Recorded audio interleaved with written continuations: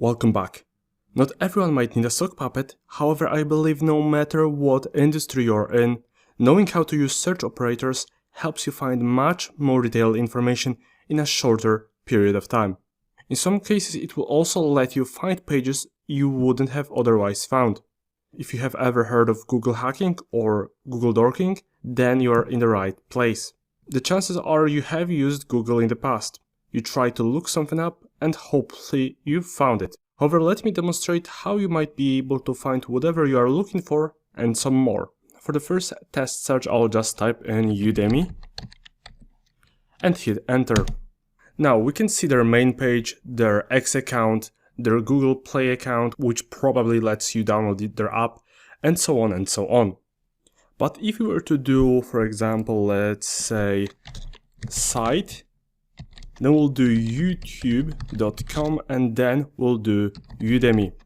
Now I'll hit enter and we get a different kind of result. Google now will show us only YouTube pages that mention Udemy. Now let's say at the end of the search query we'll append my name and surname. We should get nothing, and if I perform a search, as you can see, we get no results. However, if we were to remove the site operator, which only filters for results from one particular site, then let's hit enter. And as you can see, we get my Udemy profile. However, why does it happen that when we use the youtube.com Udemy Conrad business, we get no results? This happens because there is no video nor channel on YouTube mentioning my name as well as Udemy. Now, if we continue with this kind of search, one thing will happen. It will even show us the pages where these three words are separated and are from all over the website. But what if we want to see only the pages where Udemy is mentioned, but so is my name and surname as one piece or one element? For that we can do Udemy, but we'll put quotes around my name and around my first and my last names.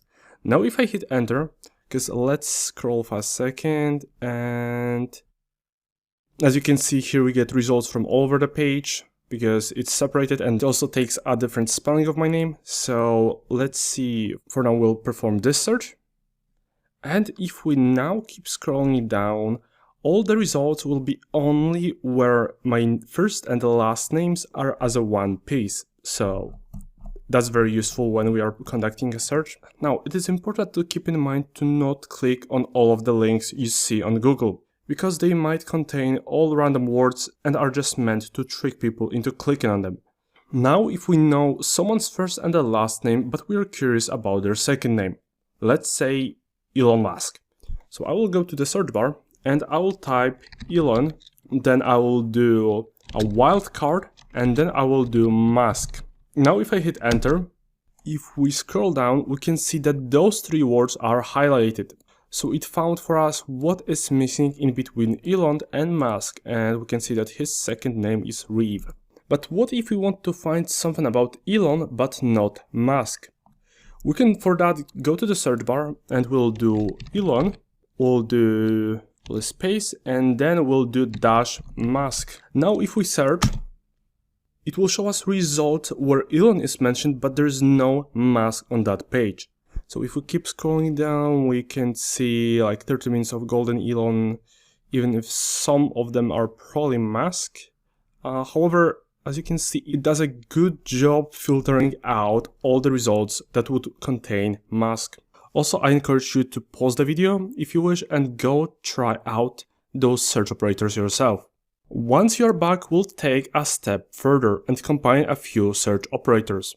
As you will later on learn, CVs or resumes are a very good place to look for personal data, such as email, home address or phone numbers. Now, how do we go about finding one with search operators? So let's shift our focus back to Elon Musk and try to find his resume. First off, we don't want his name or surname be all over the page, so we'll remove the dash.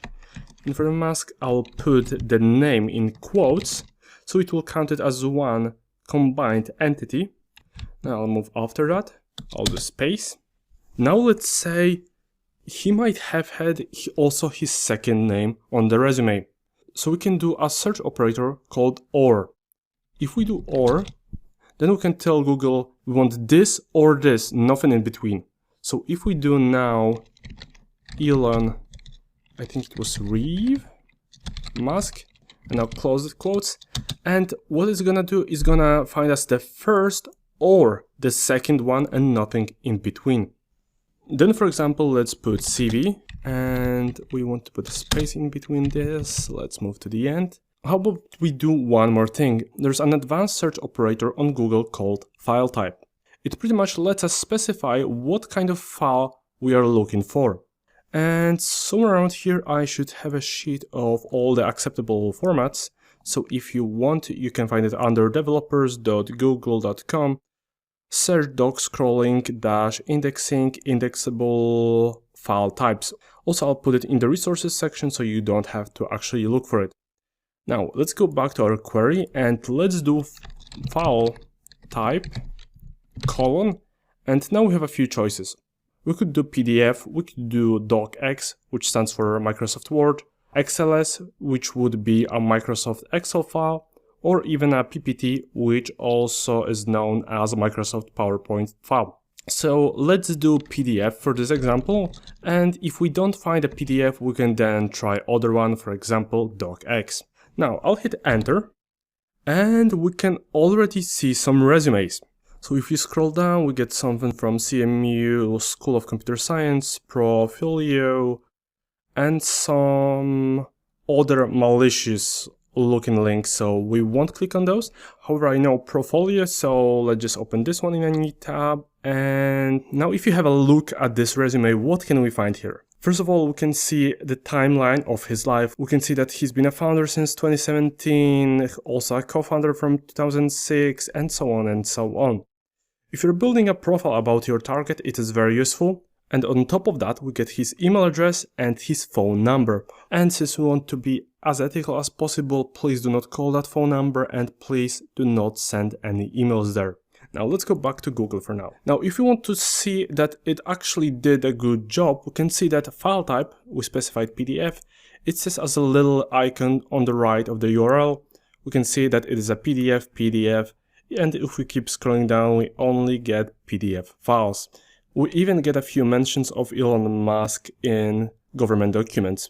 Now let's scroll back up. Now we'll introduce you to a few more search operators. However, there is an exhaustive list waiting on you in the section resources, so I encourage you to check it out and go play with it. So for the next one, let's say we are trying to look for something and we don't know the exact number. We have the street name of the target, but we don't know the house number nor the city. We also know that he is or was selling it on Zillow. So we can go to the search bar and we can do site Zillow.com. And now let's say it was George's Road. So I'll do quote George's Road. And then as the final step, as you can already imagine, we'll get results only from the site Zillow.com that are mentioning George's Road. And now let's say we want the street number. So let's do, for example, 1.10. And now what it's going to do is pretty much search for George's Road and mentions of numbers from 1 to 10 on the index pages. Now let's hit enter and see what we get. As you can see, we messed up a little bit because we get results from Zillow, that's alright. We get results from George's Road, which is also a good thing, but the house numbers are 600 to 606, this one is pretty good, 606, 208, and so on and so on. And the mention of number, for example, 4 is somewhere in the text. Now let's say the target house was numbered from 1 to 10. Now I encourage you to go give it a try and try to sort it that it only lists you houses on George's Road numbered from 1 to 10. Alright, so let's keep building upon what we already have and expand it by another operator. We just have realized that it wasn't a property in New Jersey, so we can remove those results. How do we go about it? We'll go back to the search bar, we'll do a hyphen, and now it will be followed by NJ. If we now hit enter, as you can see, it removed those results from the search. Sadly, it's not showing us the amount of results we are getting because it could be quite a lot or it could be quite a few. It usually says it about here. However, let's eliminate one more state. So we will do -md to remove Maryland, and I'll hit enter once again because I think there was a few results from Maryland, so just let's remove them. Now we still have a few results left, so what we are going to do now is click on the Tools button. Okay, now that we have a few options, what can we do here? The first one is anytime. We can change it to a custom range. We can tell Google to, hey, show us only results from the past year, past month, past week, past 24 hours, or past hour. And you might wonder, how is this useful? Imagine there's a homicide case in your area and you are to investigate it. If you just search up the area, you'll most likely encounter lots of results regarding the alleged homicide. In order to filter it, that you only see pages indexed before the homicide, you'll click on Custom Range, and then you'll do from any date, and you will do to the date of the homicide or the day before that. This way it will only show you the results that were posted before that date, so it will be much more selective. Now, for example, here we can do from, let's select anything and just change it to, let's do 2018 and to this day. So I'll do go. And this is very common when we are using search operators, that we are asked to confirm that we are not a robot. So I'll just complete this CAPTCHA and we get results from May 2018 till May 2024. The last option I want to introduce you to is if we click on all results. Here we can either set it to a verbatim or all results. Verbatim here means that it will exclude any suggested, personalized or corrected results. And it is hard to tell what Google knows about us, so when performing a search you can try both and see which one yields you better results. One more thing before we finish off this lecture. If you go to the search, let's just clear this one. If you got the search operators to list you only houses from 1 to 10, congratulations. If not, don't worry, as there will be more tasks throughout the course. In order to successfully do it, all we need to do is move the 1.10. We'll remove this and we will put this before George's Road in the quotes. So it will look something like this. And you can still see that in the previous one we got house number 25, 27, 33 and so on. Now if we perform a search, we can see that we only got house numbers from 1 to 10. We got 7, 9, 6 and so on and so on. Also keep in mind to check the section resources, as I link you some interesting search operators and advanced search, which will help you overall learn about all the things. I hope you enjoyed this introduction to search operators. Thank you, and I will see you in the next lecture. Welcome back. In this lecture, we'll explore the search operators in Bing and DuckDuckGo. Although we could just rely on Google, however, sometimes other search engines might have indexed something that Google hasn't. Alright, so let's start off with Bing, which, as a side note, is at the moment owned by Microsoft. Obviously, if we go to the official documentation, we might not find as much information. In help, however, comes an article from LiveWire, and here we got a much more exhaustive list of all the search operators. So let's go back to the official for now. So first off, we got plus symbol followed by the word we want to search for. Similarly, like on Google, sometimes when there aren't many results, the search engine will remove certain words from our search in order to get us more results. So if it happens that Bing omits a word from your search, you might want to add a plus symbol in front of the word it's not including. Then, same as on Google, we have quotes, which we use if we want to get the exact phrase. And the same thing we get in the LiveWire article. And here they used contact us as an example. If you were to find a contact us page, let's say from Google or from an apartment you are visiting and you want the contact us page, you would do the apartment name followed by contact us. Then we got brackets or hyphen brackets, and this will either look for a certain group of words for us, or if we include the hyphen in front of the brackets, then it will exclude that group. This is useful when we don't want the result to contain particular words, or for a comparison, I think on Google it was with the Zillow example hyphen followed by a state we wanted the results to exclude. Then we got AND, which we haven't gone through on Google, but it works pretty much the same. It is for when we have a few words and we want the search engine to look for all of them. We will then do word 1 and word 2 and word 3 or whatever you want to search for. This means the search engine won't exclude any of them even if it's a reason for fewer results. Then once again we got not or hyphen something. Then we get or, which is the same as on Google. Right, so after those basic ones, we get advanced Bing search operators. Right, so the first one we have is contains. This will pretty much get the search engine to list as pages that have whatever file type is linked on their page. For example, with file type : which is also present in Bing, we'll get links to PDF files like in the resume example. However, with contains : we'll get pages that are not these file types, but rather have these file types linked somewhere on the page. Then we got ext, and I'm not sure from when is this article, but ext does bug and does not work at all as of now. Then we got file type, same as on Google. The next one is, however, useful. Bing pretty much allows us to specify what we want to look from within the metadata. And metadata is pretty much data that describes other data.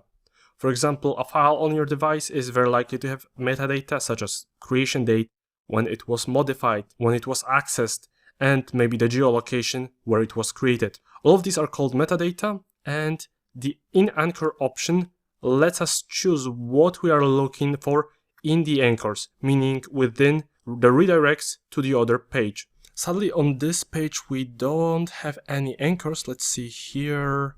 Here we don't have either, but it is, wait, let me see anything on this website. Here we don't have anchors either. Here we also don't have anchors.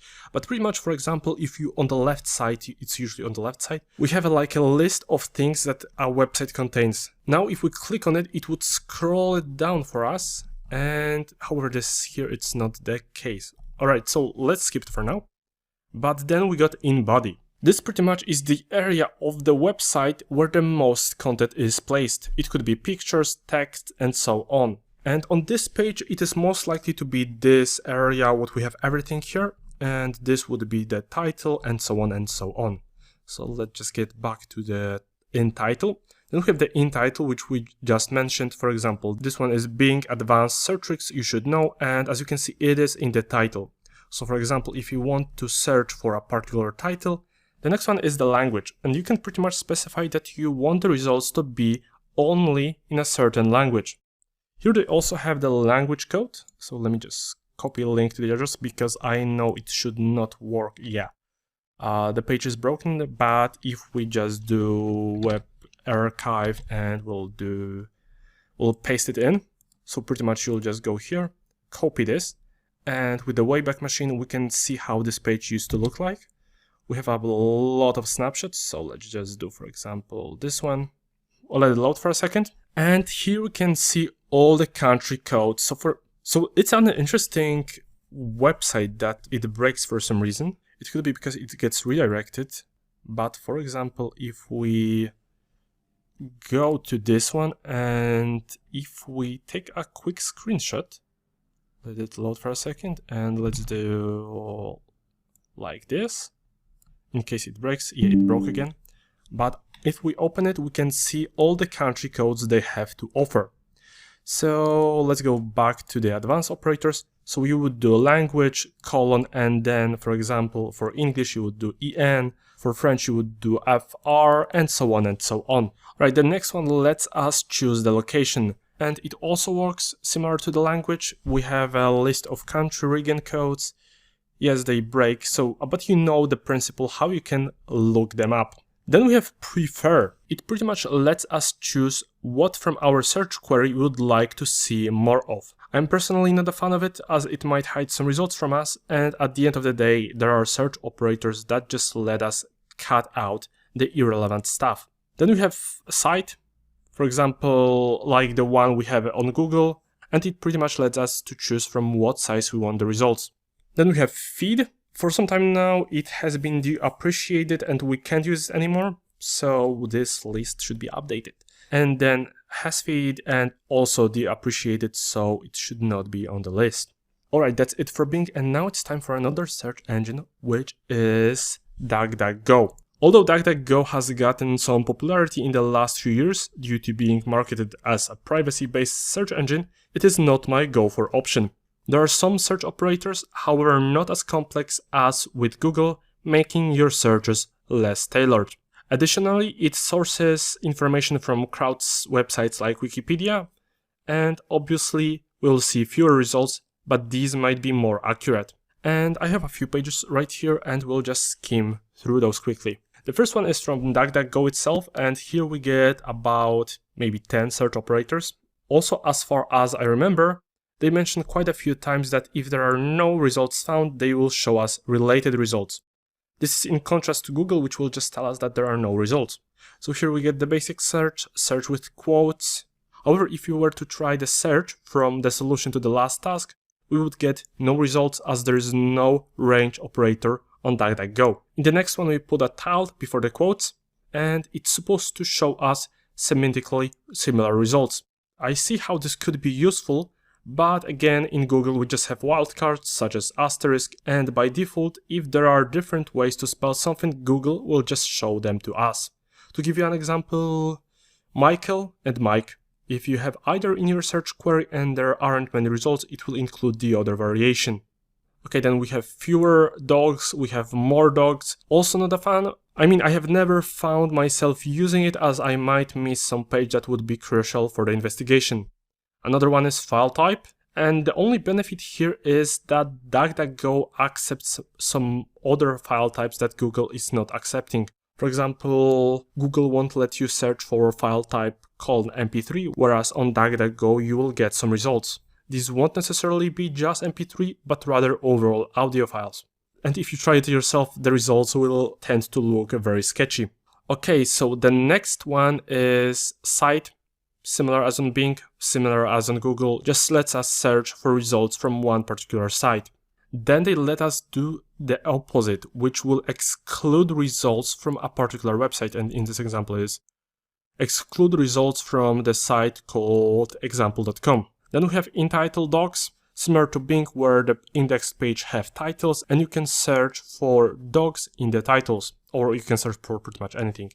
Then we have in URL, which pretty much, if you look at the top of the site, here the URL is DuckDuckGo, yada yada yada, and then we have syntax results, and if you do this, it will search for cats in the URL, and it will only list those results. Then if we scroll down, we get something interesting.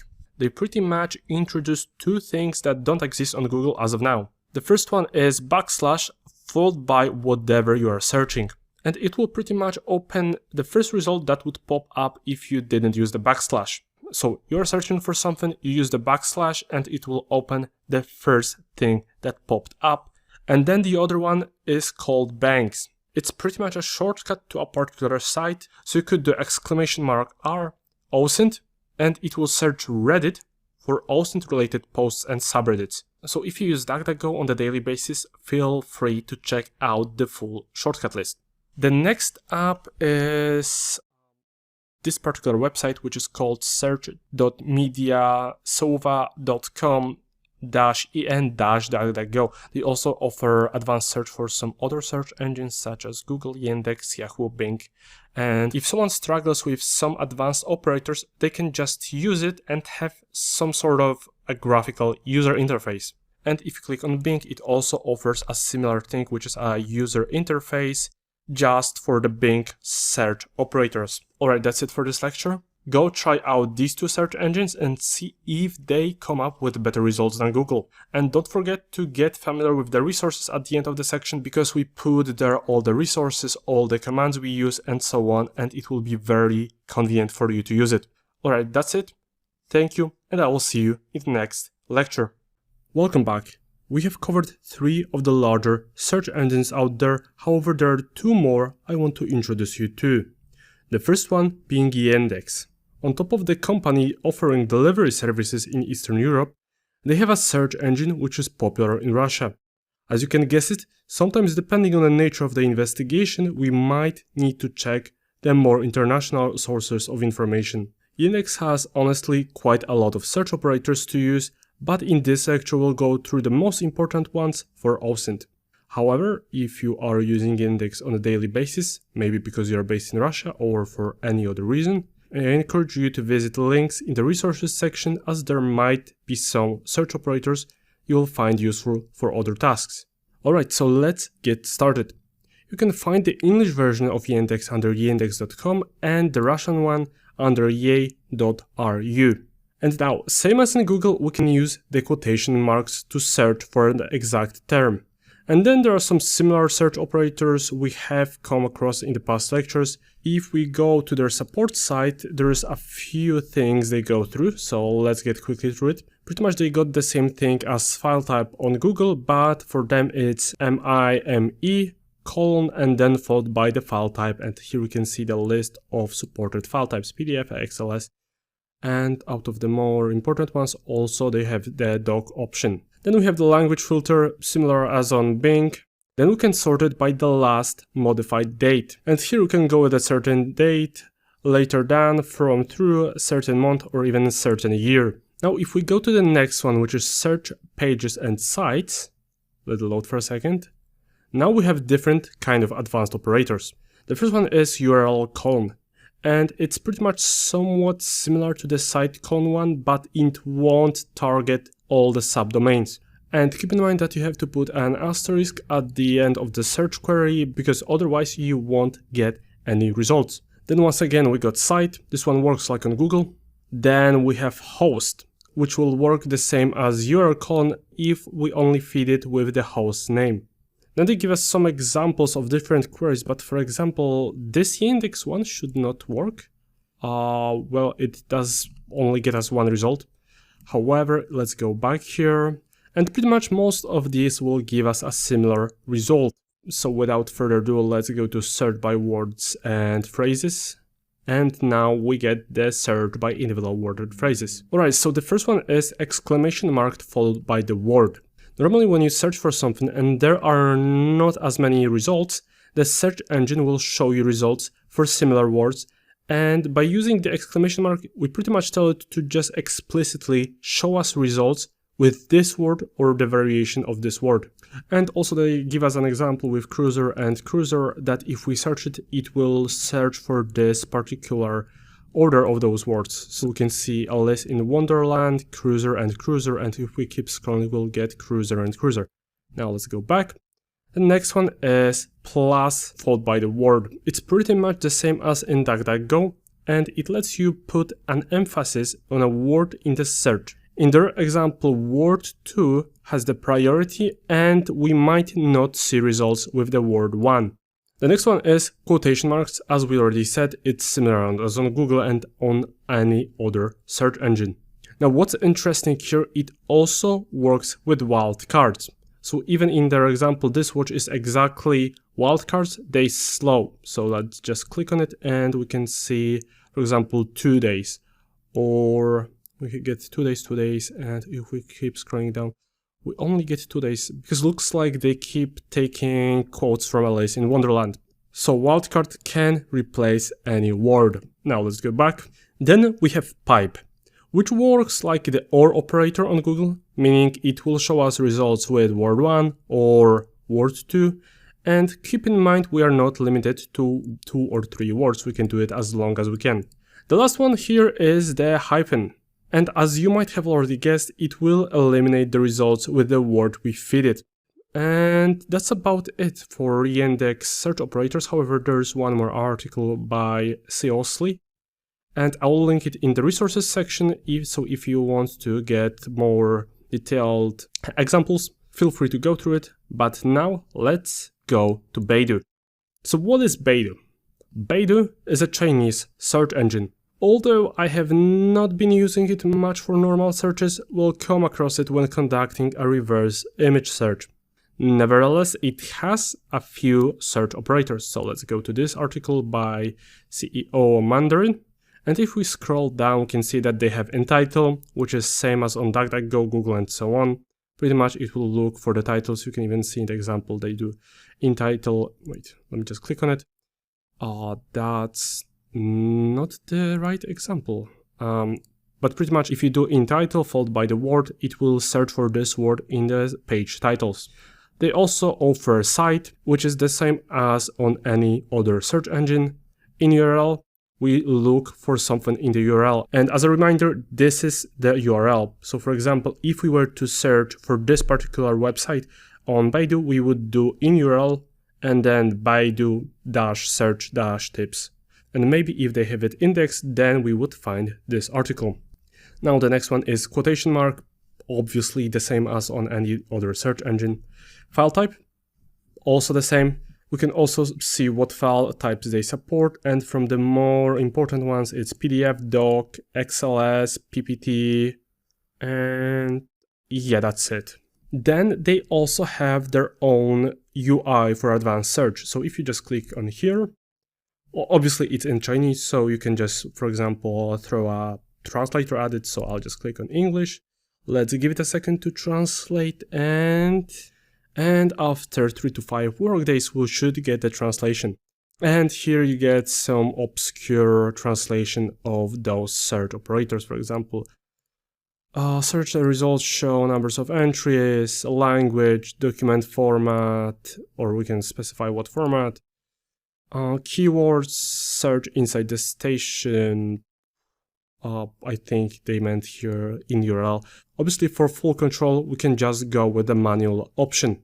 Alright, that's it for this lecture. I hope you enjoyed the brief introduction to Baidu and Yandex. I encourage you to go try them out yourself to see how they perform against Google or Bing or DuckDuckGo, because it's a good practice to know pros and cons of every search engine you use. Right, that's it for this one. Thank you, and I'll see you in the next one.